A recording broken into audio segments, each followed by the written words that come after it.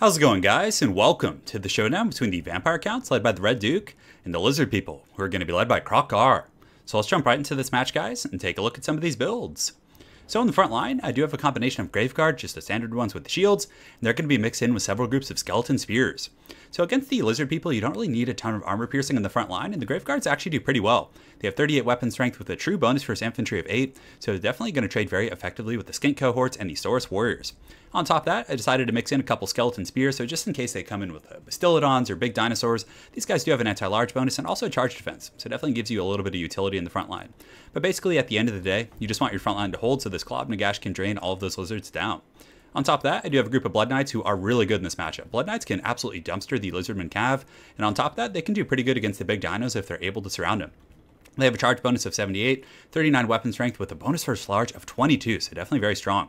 On top of that, they're going to be joined by the Dire Pack. So the Dire Pack is also another niche pick in this matchup that I like quite a bit. They do have pretty good stats compared to regular Direwolves. I think they have, regular Direwolves I think have 26 melee attack and 18 or 16 melee defense, so their stats are quite a bit higher, and they also do have a bonus first large. So they're very good in the cav engagement. Basically, use them to initiate against the Cold One Spear Riders, and then you follow up with the Blood Knights, and you can get some serious work done. So that's pretty much it for my cav forces, and then up in the air, I do have a Terrorgeist, which is, one of the better units the Vampire Counts have against the Lizard People. It has anti-large, it has armor piercing, and it also applies poison, and these things are incredibly good at taking out Croc R and going after the Bastillodons and all of those other kind of threats. On top of that, I think the Red Duke's pretty strong in this matchup. As you guys know, Croc R is by far one of the strongest duelists in the game.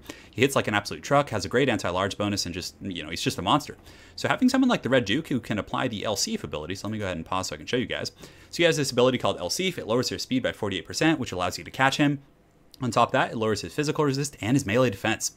So the Red Duke himself is also an extremely strong duelist on the dragon, so I figured he would be a pretty good, kind of match for Croc R and would also be very good at killing the other big dinosaurs.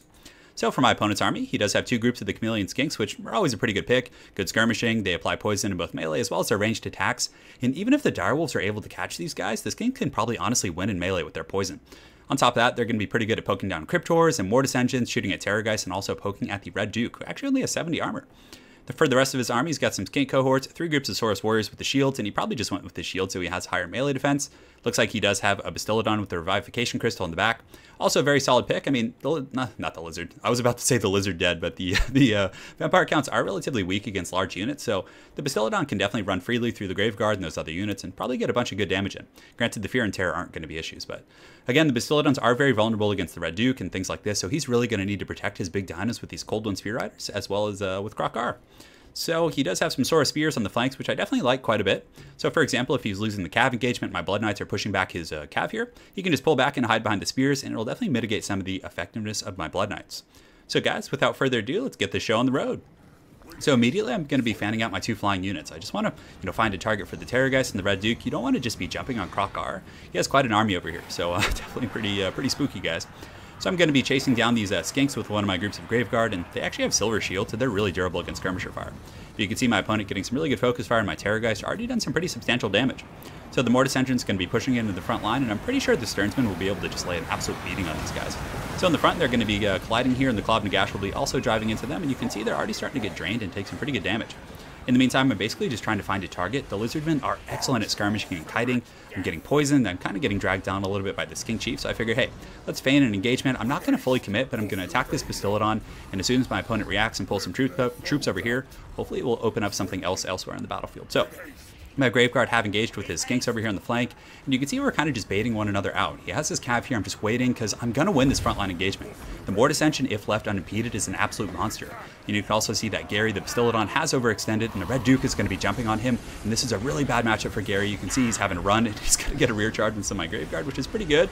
Yeah, he sent some of those guys flying, and man, Bastillodons always have some of the cooler charge animations. So the Red Duke is hot on his tail, and man, the Red Duke is an absolute monster. But it looks like he is getting poisoned by these little Skinks riding on Gary right here. So on the far side, we're finally going to have an engagement, and he does commit Croc R to the front line. So Croc R is definitely going to tear up the Sternsmen pretty well, but I do have this Mortis Engine healing.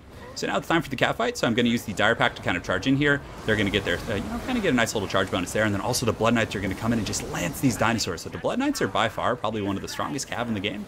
I think they might actually be, like, in terms of a duelist situation, like the #1. I don't know, maybe the Royal Outdoor Griffiths could beat them, but the Red Duke's going to be coming over to help. I do pop Von Hell's Dance Macabre. giving them speed and melee attack, and just look how hard these Cold One Riders are getting munched. And you can see the Red Duke in here, of course, is going to make a pretty big difference. Man, the Blood Knights do look really cool, although their textures look very different from Total War Warhammer 1. So this Dino's tried to get up on the Red Duke, but he definitely does not have a chance here. And also we're going to be dropping an Invocation of Nehek, if I'm not mistaken, which is going to be really good in this fight. Unfortunately, Croc R does come in from behind here. It's going to be attacking the Red Duke, so a little bit scary, but I'm just so heavily winning that cav engagement, I wasn't really stressed out. So I popped the Invocation of Nehek, which is going to resurrect some of these dire packs and also heal my Blood Knights, so definitely very solid. You can see some dinosaur wrestling. It looks like Croc R is going to be tackling this guy. Yeah, we definitely have quite a fight on our hands, but the Blood Knights are able to just crush these guys, and I also summoned some zombies on top of those cav, which is pinning them, not allowing them to get away, and definitely doing some pretty good damage. So Croc R here does have the LC popped on him now, which is going to give negative 48 speed, negative 22% physical resist, and also lowers melee defense. So the Red Duke should be able to win that, especially with these Sword of Anti-Heroes, which gives him 20% armor piercing and 20% weapon damage. So that's going to be putting his weapon strength up to 624. So a pretty good fight so far. I also do summon another group of zombies on top of these spears. So the spears were going to, probably do some pretty good work against the Red Duke. They have a nice little anti-large bonus and very good weapon strength.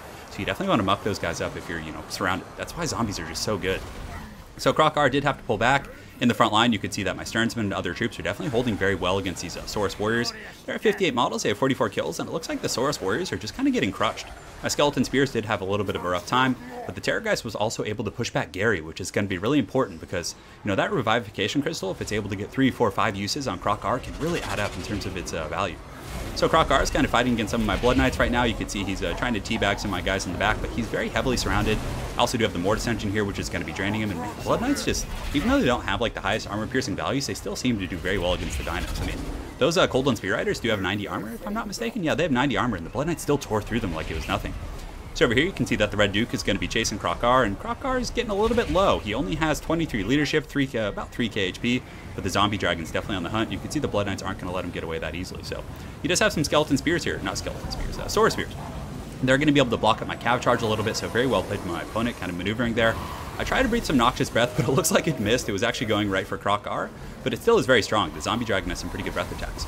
So we're going to be engaging on Croc R here. The Mortis Engine is going to be coming in here, and you can see that the Saurus front line and the Spears are going to just start buckling. They're actually getting terror-routed by the Mortis Engine, and it looks like Croc R doesn't have much fight left in him. He's at about 2k HP, and the Red Duke is... Man, the Red Duke just applies a lot of good pressure, and Elsif is very strong, and you can see Croc R just getting slammed by the Red Duke right here, as all of these Saurus Warriors are pushed back by the Red Duke, and and his Knights. Man, these guys are really cool looking.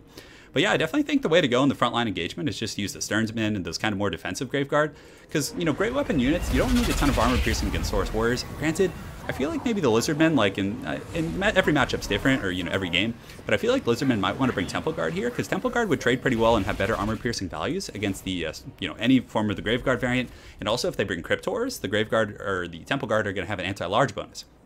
On top of that, they're going to be pretty good against dragons and Terrorgeists and all those other large threats, so maybe Temple Guard is the way to go in this matchup. I'm not sure. But the Terrorgeist was able to do some really good work against Gary and kind of push him off the battlefield, and of course the Red Duke was a monstrous duelist. I mean, he had a lot of support, of course, with the Blood Knights, but I think the big deciding factor in that game was the fact that we were able to just crush those Cold One Spear Riders so badly. I mean, the Red Duke, the Blood Knights, as well as the Dire Pack were able to just overrun those guys. And whenever you can summon zombies on top of like Spear Cav are meant for like isolating big single target entities or, units like other Cav. But if they're having to fight zombies and they're just getting like mucked up like that, they're going to be so ineffective. And as such, you can see they got 15 kills and 13 kills here, so it definitely didn't work out too well for those guys. But I mean, honestly, the Saurus Warriors can hold their own against Graveguard, but Graveguard with their 90 armor plus that anti-infantry bonus and relatively good melee defense are going to be able to win that engagement, I'm pretty sure. And of course, the Mortis Engine, that thing needed to be put down. He probably should have pulled his skink cohorts or his chameleon skinks in the back line and gotten the skink chief to just focus fire the Mortis Engine the entire game. Because had that Mortis Engine been taken care of relatively early on, I think the frontline engagement would have gone much better for him for sure. So very well played to my opponent Ashwing. Look forward to running into you again on ladder. It was definitely a fun one, man. And guys, have an excellent night and take care.